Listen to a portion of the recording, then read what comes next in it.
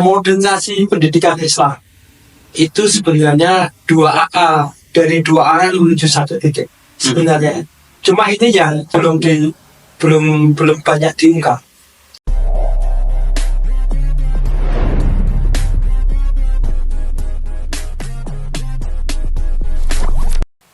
Bismillahirrahmanirrahim. Assalamualaikum warahmatullahi wabarakatuh. Sobat muda, dimanapun berada, kita bertemu lagi ya, di channel Tajdid Pendidikan. Ini adalah sebuah channel untuk kita berdiskusi, untuk kita membicarakan tentang pendidikan. Ya. Khususnya yang menarik saat ini kami mengamati tentang pendidikan Muhammadiyah. Pemikiran Dahlan ini sangat menarik ya. Ini buktinya ribuan sekolah Muhammadiyah saat ini sudah ada. Ini tentu kalau kita dalami dalam perjalanannya tentu ada hal-hal pemikiran yang sifatnya istimewa. Pendidikan Islam modern seperti apa perkembangannya di awal, ini menarik untuk kita diskusikan. Nah, ini soy muda di tengah-tengah kita ini sudah hadir. Ini teman saya juga ini, Mas Zaki Setiawan ya.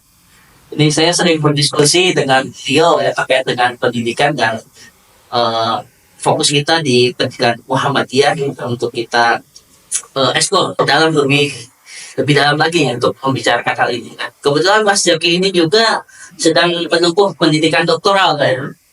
Dan beliau setahu saya tesisnya juga berbicara tentang sejarah. Nah, hari ini kita akan ngobrol-ngobrol dengan Mas Zaki terutama tentang perjalanan sejarah bagaimana pendidikan Islam modern itu bisa muncul. Nah, baik, gini Mas Zaki, bangsa kita kan terjajah ya dulu itu dengan Hindia Belanda, sehingga dari sisi setting sosial bangsa kita serba terbelakang. Nah, kenapa ada inspirasi pemikiran-pemikiran dari sosok Ahmad Dahlan? Faktor-faktor apa kira-kira yang mempengaruhi? Jadi kita bicara jauh ke depan tentang latar belakang ya. Kenapa ini bisa muncul nih? Mungkin Mas Zaki punya pandangan tersendiri terkait ini. Gimana Mas Zaki? Oke. Terima kasih. Assalamualaikum warahmatullahi wabarakatuh. Waalaikumsalam. Terima kasih pada Pak Indro yang memberi kesempatan saya untuk berdiskusi dengan Anda terkait dengan pendidikan Islam. Karena kita judulnya Tajdid Pendidikan. Iya, betul. Ya, maka sudut pandangnya ya kita lihat dari Muhammadiyah. Ya. Nah, pendidikan di Muhammadiyah itu sejarahnya sudah melewati fase sebuah dengan ilmu Muhammadiyah itu sendiri. Iya. Pada awalnya jadi pendidikan di Muhammadiyah itu bisa dibagi, kalau saya bisa bagi 7 fase. 7 fase. 7 fase. Priorisasi ya. Pra Muhammadiyah, jadi sebelum 1000 Muhammadiyah berdiri, kemudian 1911. Karena madrasah diniyah itu berdirinya 1911 dulu daripada Muhammadiyah ini. Muhammadiyah itu 1912. Ya. Tapi madrasah diniyah 1911. Berarti pendidikan Muhammadiyah itu virtual. Lebih dulu ya. Fase ketiga, fase 1911 sampai 1923 itu fase awal. Kemudian 1923 sampai 1970 itu fase pengembangan. Iya. Di fase 1923 sampai 1970 itu ketika sekolah Muhammadiyah itu mengembang ke seluruh Indonesia. Yeah. Sehingga sekolah saja tidak bisa menampung jumlahnya. Kemudian 1970 sampai 1998, kemudian 1999 sampai 2012. 1999 sampai 2012 itu fase krusial karena itu terjadinya perubahan fase perubahan sekolah dan munculnya sekolah-sekolah Islam yang modern yang baru itu ketika sehabis reformasi. Ya kan? Kalau sebelum 1998 sekolah itu adanya cuma sekolah non muslim, Iya. sekolah yang diwakili oleh pesantren, sekolah Muhammadiyah diwakili oleh sekolah Muhammadiyah, sekolah negeri. Cuma 4, ada 4. Kalau angkatan saya angkatan 90-an ya, Iya. itu mesti mereka akan bangga kalau sekolah di sekolah di SD. Kalau di Solo ya, kan kita ambil setting Solo SD 15, SMP ya, SMP 1, SMA 1, perguruan tinggi negeri. Iya. Begitu 99, begitu reformasi, begitu masuk pemerintahan yang baru, setelah era Soeharto, sekolah sampai bermunculan sampai 2012. Iya. 2012 itu fase baru, terakhir fase 2012 sampai sekarang. Iya. Nah, kita mau Oke, menarik ini. Iya, fase-fase.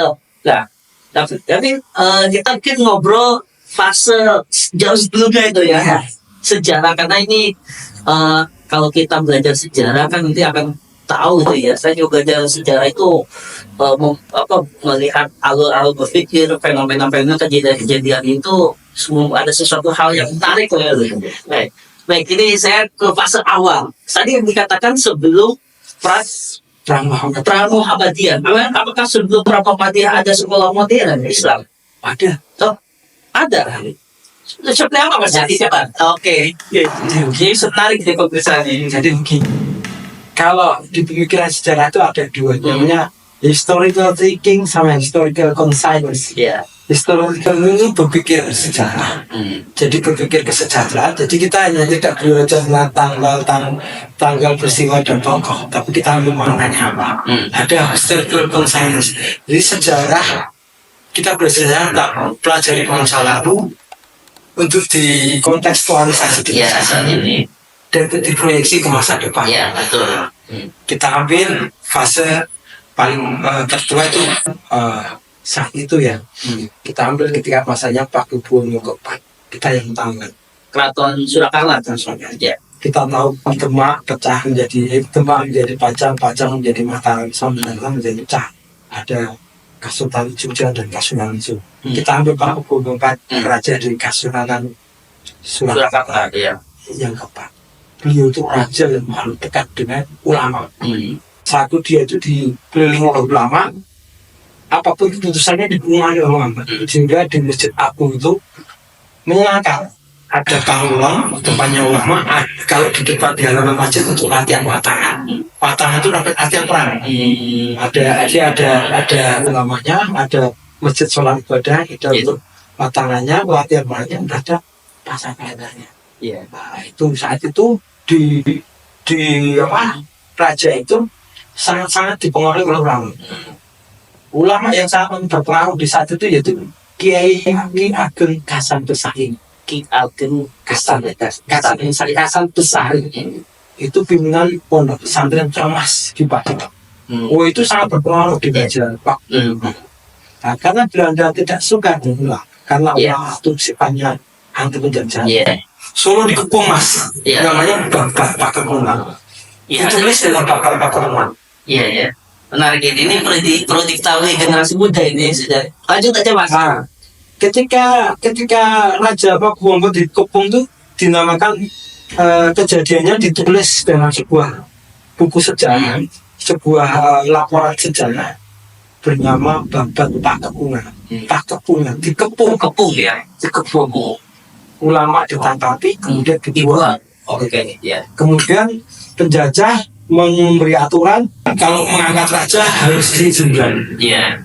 Kemudian langsung lompat ke era Pakubuwono. Nah, saat itu ada perang Jawa. Perang Jawa itu yang memimpin Pangeran Diponegoro.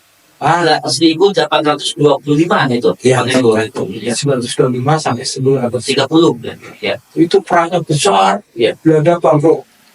Pakubuwono membantu dengan Diponegoro itu. ya membantu Diponegoro dengan sering ada menyuplai. Tapi dia seorang diplomat hulu. Jadi di depan Belanda dia bermuka manis. Di belakang dia bantu Diponegoro. Pendukung Pangeran Diponegoro itu sebagian besar ulama santri.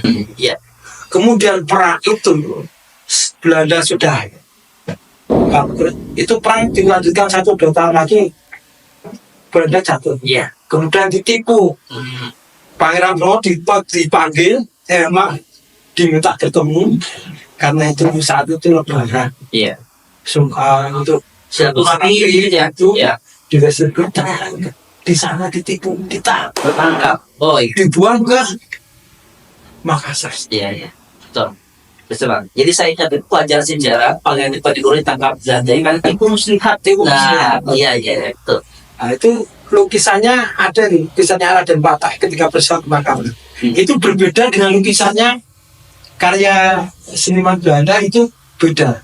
Kalau seniman Belanda itu menampilkan para negara, para Diponegoro nyembah kepada Allah. Kalau Raden Saleh tulisnya dagang. Iya. Habis itu pengikutnya menyebar. Ya, karena Pangeran Diponegoro ditangkap, pengikutnya menyebar. Apa maknanya itu? Iya. Maknanya dan ini kalau berpikir storytelling ini harus dimaknai. Iya, iya. Dimaknanya apa berarti? Islam malah berkembang. Iya. Pengikutnya menyebar ke berbagai daerah, ada berbagai di Paraal, Iya. di Magetan. Karena pengikutnya itu ulama dan santri ya. Iya, Pak. Mereka mendirikan pondok, Oh, menyebar, mendirikan pondok-pondok ya. Iya. mendirikan pondok, menjadi pemimpin umat di daerah itu. Iya.